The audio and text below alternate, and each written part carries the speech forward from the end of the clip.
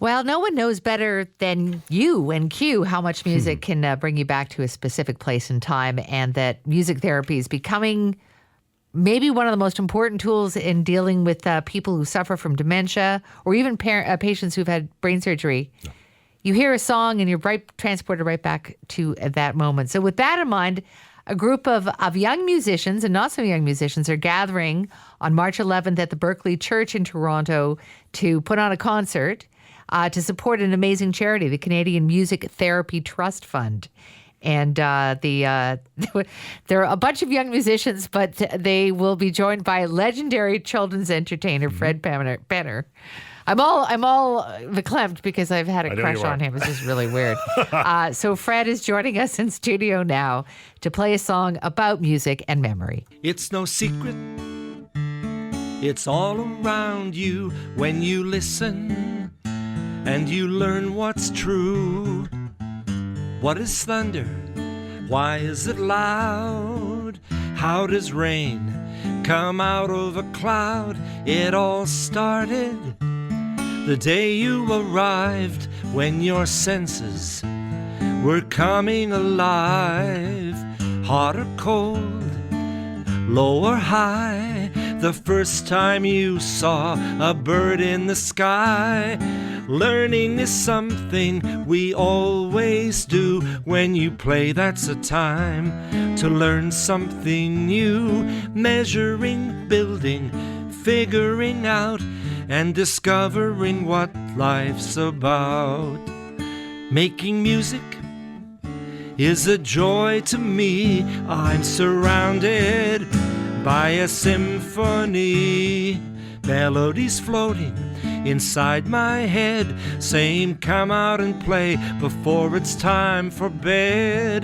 Learning is something we always do. When you play, that's a time to learn something new. Measuring, building, and figuring out, and discovering what life's about. Learning is something we always do. When you play, that's a time to learn something new. Measuring, building, and figuring out, and discovering what life's about. I want to mention that Fiona, our producer, or rather Jeff McCarthy's producer, when she heard Fred was here, came running down the hall and went, Fred Penner! Now, Fiona's from Winnipeg, but yes. I have a feeling this happens to you all the time with people of all ages. Am I correct? Yes, you are correct. So do you ever have to go incognito or? There is no incognito. I just take up too much space. And even if I shaved off my substantial beard, people still sort of recognize me. And it's happened along the way where I've gone down to a mustache and people say, well, you look a little different. But, people look or recognize, my size, and the twinkle in my eye is the first thing they see. Fred heads, as they've been called for Exactly. years. So this is really interesting because I didn't grow up listening to you. My children grew up listening to you. The Cat Came Back and all that. And now you're here promoting a very important event that's taking place. It's music therapy, and it is very instrumental in helping people who suffer from dementia. Clearly, from the beginning of my career in the 70s or late 60s, I was involved in a number of treatment centers with physically and mentally challenged children mainly, and music was just a natural part of my communication with them.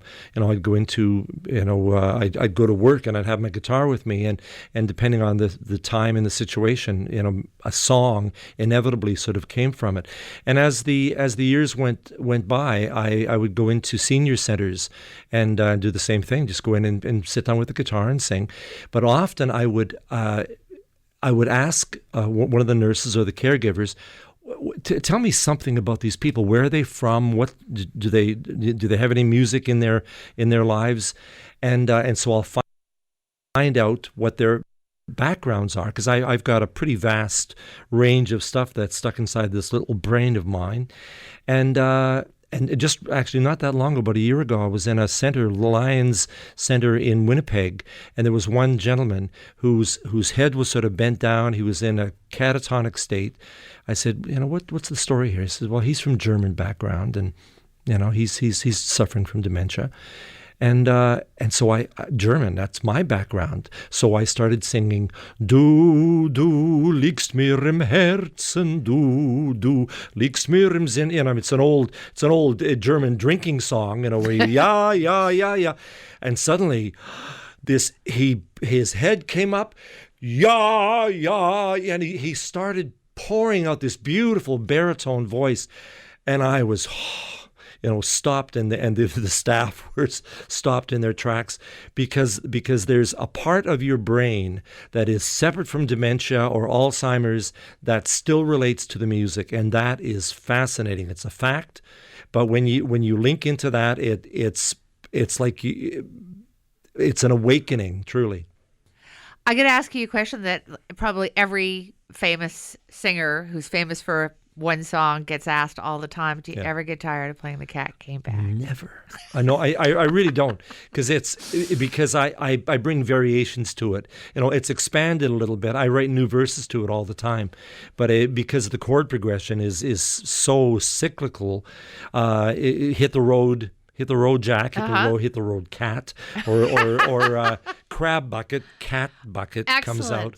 Chaos would like to know that. Yeah, exactly. Actually, I've talked. Kevin and I did it in Mount Royal College in Calgary together, and we had just a blast doing that. Anyway, it's a song that has so much character, and you can put so much energy into it, and the storytelling quality of it. I never tire of that song. I'm glad to hear that. Fred Petter, it's such a pleasure to see you. Thank you for coming to see us. Maureen, a delight. Thank you. Hope to see you on the 11th.